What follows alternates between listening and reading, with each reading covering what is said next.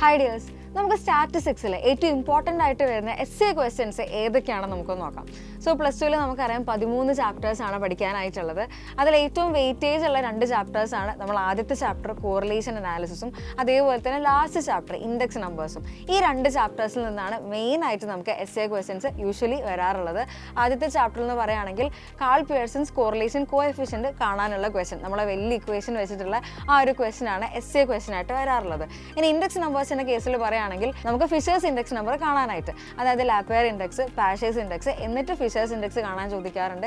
അല്ലെങ്കിൽ നേരിട്ട് fishers index തന്നെയായാലും ഇത്രയും പ്രോസസ്സ് തന്നെയാണ് നമുക്ക് ചെയ്യാനായിട്ടുള്ളത്.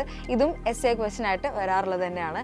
ഇനി സെക്കൻഡ് ചാപ്റ്ററിൽ നോക്കുകയാണെങ്കിൽ റിഗ്രഷൻ അനാലിസിസിൽ വളരെ റെയർ ആയിട്ട് വരുന്നൊരു ക്വസ്റ്റ്യൻ ആണ്. എന്നാലും എക്സ് വാല്യൂസും വൈ വാല്യൂസും തന്നിട്ട് X on Y, Y on X ഏതെങ്കിലും ഒരു ഇക്വേഷൻ കണ്ടുപിടിക്കുക, എന്നിട്ട് എന്തെങ്കിലും ഒരു വാല്യൂ എസ്റ്റിമേറ്റ് ചെയ്യാനായിട്ട് ചോദിക്കാറുണ്ട്. അതാണ് റിഗ്രഷൻ അനാലിസിസിൽ നിന്ന് വരാൻ സാധ്യതയുള്ള ഒരു ക്വസ്റ്റ്യൻ എന്ന് പറയുന്നത്. പിന്നെ ഇമ്പോർട്ടൻ്റ് ആയിട്ട് റീസെൻ്റ് ആയിട്ട് വളരെ റിപ്പീറ്റഡ്ലി വരുന്നൊരു ക്വസ്റ്റ്യൻ ആണ് ടെസ്റ്റിംഗ് ഓഫ് ഹൈപ്പോത്തസിൽ നിന്ന് നമ്മളുടെ chi square test for independence. അത് അത്യാവശ്യം കുറേ കാര്യങ്ങൾ നമുക്ക് ചെയ്യാനായിട്ടുണ്ട്. അതിൽ എക്സ്പെക്റ്റഡ് ഫ്രീക്വൻസീസ് കാണണം, എന്നിട്ട് നമ്മൾ ടെസ്റ്റ് കണ്ടക്ട് ചെയ്യണം. അപ്പോൾ അത്യാവശ്യം സ്റ്റെപ്സ് ഉള്ളതുകൊണ്ട് തന്നെ അത് എസ്സേ ക്വസ്റ്റ്യനിലാണ് ചോദിക്കാറായിട്ടുള്ളത്. ആൻഡ് അതേപോലെ തന്നെയാണ് എനോവയിൽ നിന്ന് നമുക്ക് വരുന്ന ക്വസ്റ്റ്യൻ. അത് നോർമലി മറ്റേ ഫിൽ ഇൻ ദ ബ്ലാങ്ക്സ് വരുന്നൊരു ക്വസ്റ്റ്യൻ അല്ല, അതല്ലാണ്ട് ഫസ്റ്റ് തൊട്ട് വരുന്നത് correction factor, TSS, SSB, SSW, അങ്ങനെ ഓരോന്നും സ്റ്റെപ്പായിട്ട് ഇക്വേഷൻസ് വഴി കണ്ടുപിടിച്ചതിന് ശേഷം ടേബിൾ ബിൽഡ് ചെയ്യുന്നതാണെങ്കിൽ അത് എസ്സേ ക്വസ്റ്റ്യൻ ആയിട്ടാണ് വരാറുള്ളത്.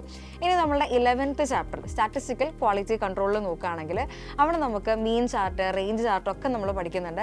അതിൽ മീൻ ചാർട്ട് കാണാനും അതേപോലെ തന്നെ അതിൻ്റെ വാല്യൂസ് സാമ്പിൾസ് യൂസ് ചെയ്തിട്ട് നമ്മളെടുത്ത് മീൻ ചാർട്ട് കണ്ടുപിടിക്കാൻ വേണ്ടി ചോദിക്കും.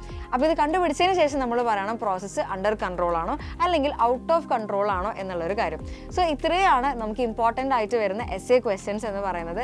അപ്പോൾ എല്ലാവരും ഇതൊക്കെ മനസ്സിൽ വെച്ചിട്ട് എക്സാമിന് നന്നായിട്ട് പ്രിപ്പയർ ചെയ്യുക. All the best.